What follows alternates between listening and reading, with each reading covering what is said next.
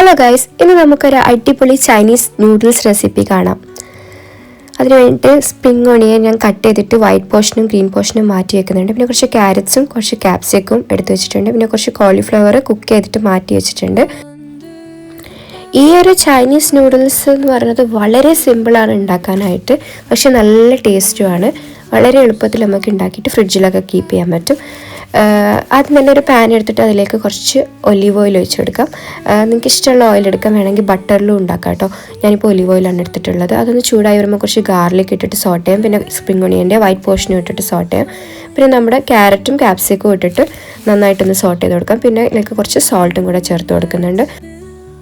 ഇനി ഇത് നമുക്ക് പാനൊന്ന് മാറ്റി വയ്ക്കാം. അത് കഴിഞ്ഞിട്ട് നമുക്ക് കോളിഫ്ലവർ ആണ്. നമ്മൾ കോളിഫ്ലവർ ആ ഒരു ഓയിലിൽ തന്നെ ഒന്ന് കുക്ക് ചെയ്തെടുക്കുകയാണ്. അപ്പോഴത്തേക്ക് നമുക്ക് സോസ് ഉണ്ടാക്കാം. ആദ്യം തന്നെ കുറച്ച് സോയാ സോസ് ഒഴിച്ചു കൊടുക്കണം. ഞാനൊരു 3 ടീസ്പൂണോളം സോയാ സോസ് എടുത്തിട്ടുണ്ട്. പിന്നെ അതിലേക്ക് ഒരു 1.5 ടീസ്പൂണോളം ചില്ലി സോസ് എടുക്കുന്നുണ്ട്. പിന്നെ സ്വീറ്റ് ചില്ലി സോസാണ് ഞാൻ എടുക്കുന്നത്. ഇതും ഞാൻ ഒരു 1.5 ടീസ്പൂണോളം എടുക്കുന്നുണ്ട്. ഇത് ഭയങ്കര ടേസ്റ്റാണ് ഈ സ്വീറ്റ് ചില്ലി സോസ് ഇട്ട് കഴിഞ്ഞാൽ. പിന്നെ കുറച്ച് ടൊമാറ്റോ കെച്ചപ്പും കൂടെ ആഡ് ചെയ്തെടുത്തിട്ടുണ്ട്. അപ്പോഴത്തേക്കും നമ്മുടെ ഈ കോളിഫ്ലവറൊക്കെ ഒന്ന് ഫ്രൈ ആയിട്ട് കുക്കായി വന്നിട്ടുണ്ട്. ഇനി നമുക്ക് ഈ സോസ് നന്നായിട്ടൊന്ന് മിക്സ് ചെയ്തിട്ട് നല്ലപോലെ ഇതിലേക്കൊന്ന് ചേർത്തിട്ട് ഒന്ന് ഇളക്കി കൊടുക്കണം.